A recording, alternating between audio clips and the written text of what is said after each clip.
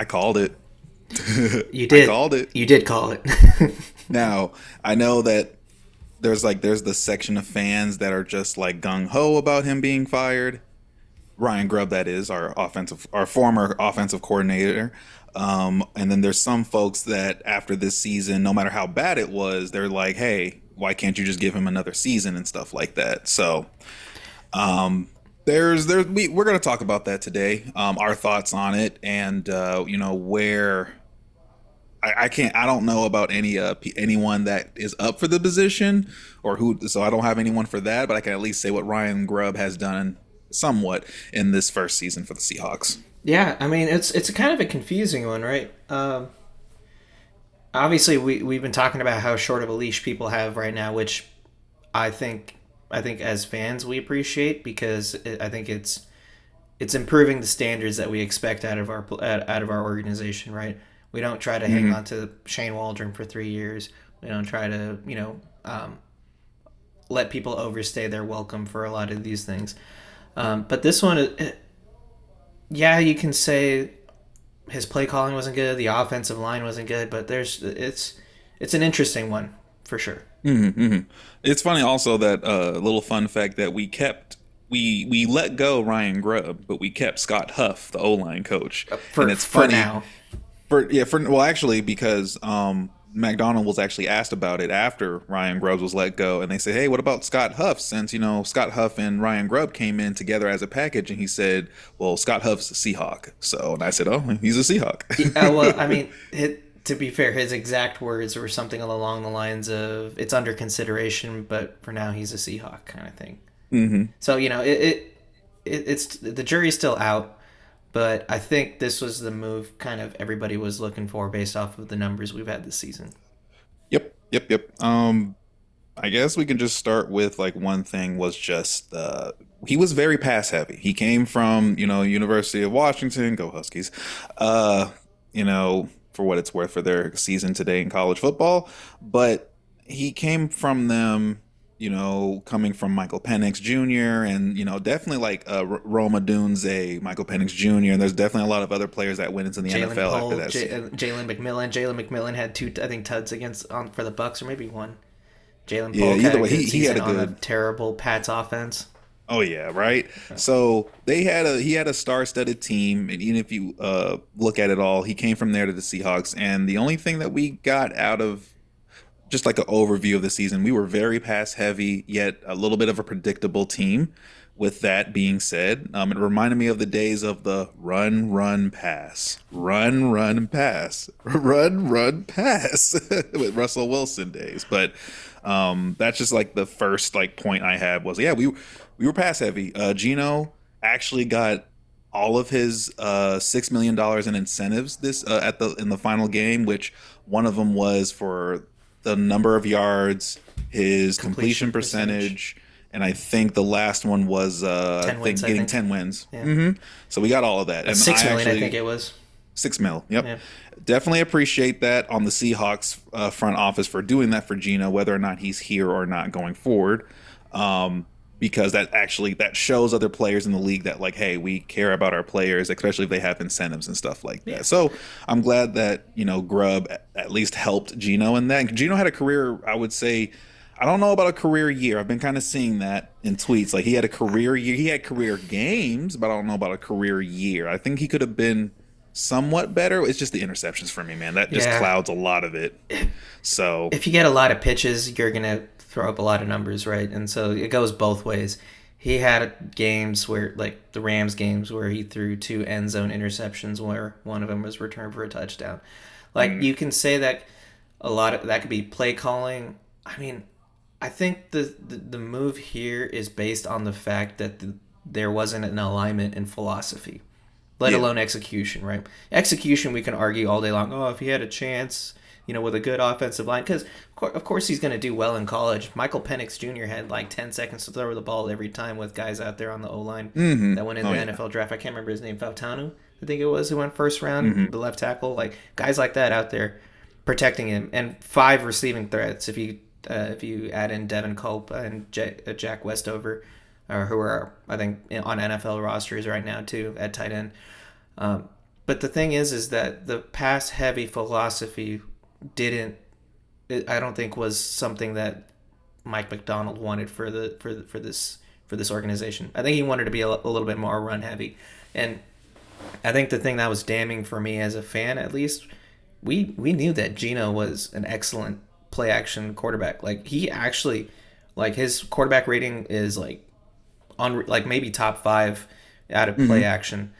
He never really called that, and the other damning bit of Which that's on criticism. Grubbs. That is on Yeah, Grubbs it's play because calling. play calling on that sense. And we had one of the I think we were top five, if not top three, in the lowest rates for play action calls. Yeah, So let that tell you something. And here's the thing. You can't do a play action if you don't have a run game, yeah, which because we were very pass heavy, so it's really just like we're just going to win with passing. And the thing about passing all the time is there's going to be so much time on the clock. yeah. And in the NFL, you hear the term scripting in offense, right?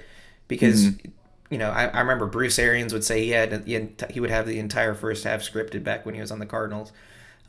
It's a different level of preparation than you would in college. There's knowing a playbook, and then there is composing an offense. And it didn't seem like maybe for stints like the 2 minute drill we looked great. Like we Hmm. were just going boom, boom. Like Gino knew where the ball was going before the ball left his hands, kind of thing. Of We course. just we just never. I don't think he ever showed that he was capable of scripting at least an offense at the NFL level. I mean, there's Hmm. arguments could he maybe have grown into that. Do we want to be there for that ride? Hmm. Hmm. And so, Yeah. yeah, I mean, I think there is still some potential with Ryan Grubb as an offensive coordinator. He just won't have it at the Seahawks, unfortunately. He may, of course, go back to college, which hey, go to head coach or something like that. This is nothing on like Ryan Grubb as a whole, like as a coach in general. I'm not saying he's a bad coach. It just didn't work out. It didn't gel together with what we were trying to do in the Seahawks. Like for instance, we had fewest points per drive since 2011. three Shane Waldron offenses. Do you have that stat up? Three Shane Waldron offenses, a Brian Schottenheimer offense mixed in there too. So like all those other offensive coordinators we had, and then we still had the fewest points per drive since 2011. Now, Yeah. Shane Waldron on the Bears apparently had more points per drive than even we did. So let that say something. Yeah, that means that their defense couldn't get off the field. Yeah, that's another thing. But I mean, at the end of the day, we didn't really have a lot of explosive plays. So you can't have that, especially if you don't have a play action. And then, of course, like we kind of said, we were predictable. I did like some of the things that happened. Like even if we're looking at the bad, look at the good. Like we had JSN going out. Of course, he did. We passed heavy this season, so I would expect our receivers to do well. Running backs even were able to get some good receptions. Like Charbo did well. Um, K9, even to be fair, he caught some passes too. I remember Yeah, he he was laid just out for injured for one. a Yeah. good. Yeah, he was just injured for at least like 3 to 5 games in the season. He was definitely injured for a little bit too, so production was low. But man, we were like bottom five when it came to the run game, man. And I don't know. I like having a run. I'm not saying we need to be like top five in rushing. Yeah. Don't get it twisted. I would love to be like how we used to be back in the day with Marshawn Lynch, but like at least have a serviceable run game. We couldn't even have that, so it was bad. The other thing is you could say that this kind of offense would work well with very explosive playmakers, and Yep. DK, that's the one thing he does well is just go route, catch and coverage kind of thing, because he had a lot of touchdowns to start off the season, and then injuries and stuff like that also tapered that ability. Got caught out really quick, and that's another damning factor is that went away really quick. And I want to just reiterate that we struggled in the red zone. Like for instance, DK Metcalf, our biggest, tallest receiver, he caught most of his touchdowns outside of the red zone. So that was just all like basically if you look at the Rams game, that just kind of happened here. Because the only one where we had the actual like in terms of contested catches for our receivers, the only thing that was a true contested catch was that one Jake Bobo touchdown catch in the final game. So Yeah, that back shoulder fade, back shoulder it, fades. like Michael Penix ran back shoulder fades every single red zone, single red zone drive to Odunze or And it McCollum, was nice. That and was it the one worked time every time. Like I Gino saw could the do it. ball. Like The why didn't ball we do said, that? "Here you go, Jake Bobo, a touchdown just for you." And I'm like, it's not even. even if you utilize Jake Bobo, if you put like Metcalf on one side, because they're gonna like everyone's gonna focus on Metcalf. Everyone might focus on JSN in the slot and Tyler Lockett, but then have Jake Bobo catch some touchdown passes. But we just didn't have when it came to that red zone, man. Whether it's an interception in the red zone, fumbling, and all that type of stuff, it was just bad. Yeah. Otherwise, I don't. I was There's just not gonna. much on. Oh, sorry, man. You're Yeah, I was cutting just in and gonna say out. there's not much. Oh, my bad. There's not much else to say on for me with Ryan Grubb. There is a realm where he has a second chance and he might improve, but in this case, even I'm just kind of like I'm tired. I Yeah. kind of want to see our Seahawks get out of the middling because we weren't really. Who was it? I think it was Robert Turbin, a former Seahawk, was talking on a show, and he said, "Are so the question was asked: Are the Seahawks contenders this season, or are they, I wouldn't say you could say pretenders, or are they rebuilding?" And he said, "I think they're in the middle at." He said, "I think they're in the middle at discovery. We're trying to discover all these players, and that's kind of how we felt. Like, we just said, hey, we're just going to have a litmus season. Let's just see who we have in our roster at the defensive level, at the offensive level, and otherwise. So we got to see our offense with all the pieces in Yeah. place, and we gave it to granted. Charbonnet, JSN, they were great surprises this year, dude.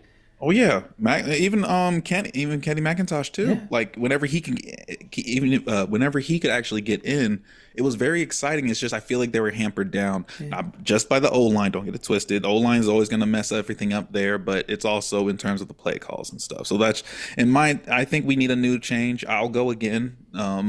At OC, and we'll see who we can pick up. I don't have any names to drop. Like, hopefully, we can pick someone up that sounds good from the college level. But if anyone's even available in the NFL side of things, we'd I like to wouldn't. take a look too. Yeah, I wouldn't mind having a good offensive, like a veteran offensive mind on the running an offense because I think if you a veteran offensive mind, but a guy that's not stubborn. You know what I mean? Like I think Yeah, a name I just saw was Doug Peterson. If he's out there, like I wouldn't mind him Mhm. running an offense, not coaching the whole team, but he also provides that I mean he's veteran there. The leadership. Jaguars let him go, so I Yeah. mean, hey, if we But if we there's gonna can, be it's a coveted job. Like you got Charbonnet, McIntosh, K9, Gino. We'll see if he's here. JSN, DK. There, that one might. The jury's still out. I don't know what we'll see Mhm. happen in this offseason. Um, good tight ends, and a pretty good defense that finished off the year. Yeah, I think it's a job that people are gonna want with the personnel that we have because you're not gonna be rebuilding, retooling maybe, but you have the chance of being good.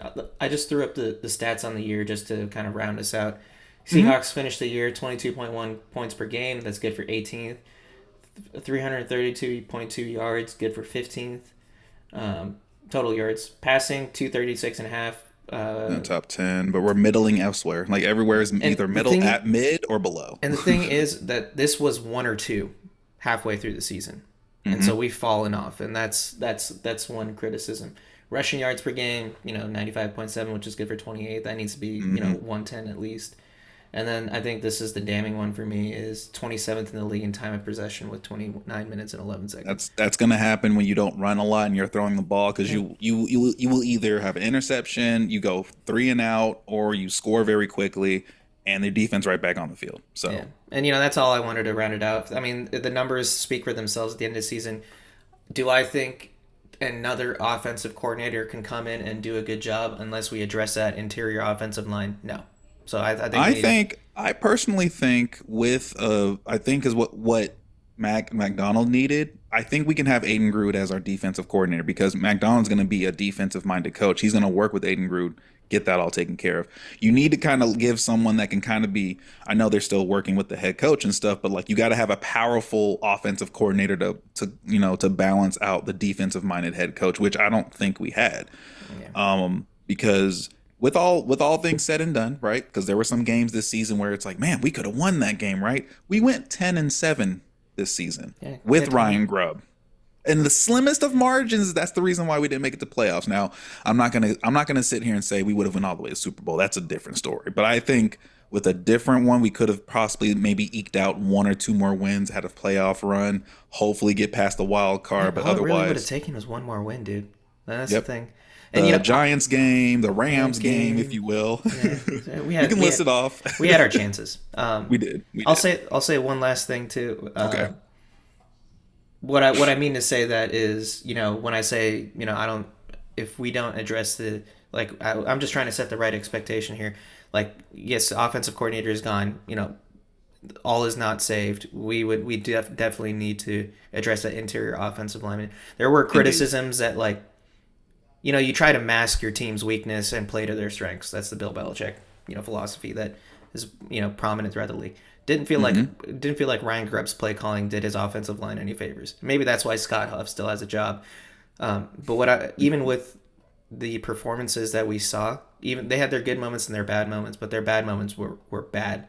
And so, if John Schneider doesn't address the interior offensive line at least this season, he's going to be on the hot seat early. And I think Hmm. that's easy. Yeah, I mean, it sounds all good, well and good. I mean, I think we do need to clean house a bit, but let's see what that does. Maybe Scott Huff might get let go as well, or he might stay. 'Cause I feel Yeah. like you got to give Scott Huff some grace because now his whole thing is O line. He had an O line in the middle of the season retire. Yeah, when what's his face? Was it Connor Williams? Yeah, I don't Connor even Williams remember just the was. name because Olu came in and just blew everybody's socks off. Yeah, so like there's a lot of I think Scott Actually, Huff is at least give him an extra season. At least give Scott Huff a season. Let's just say it doesn't work out next year, then Scott Huff would go. But definitely on the you have to look at the all the metrics. We don't even have all the metrics here, right?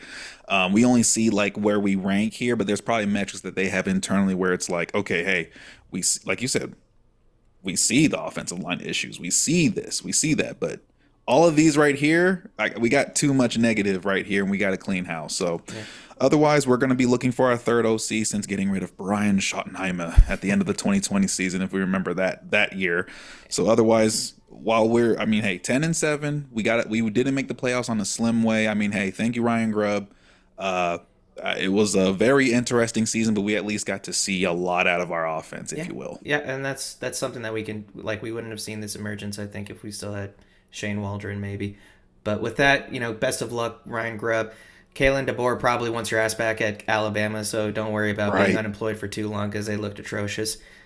With that, thanks for tuning in here to Miss Reps. Be sure to like and subscribe. Catch you again next time. Peace.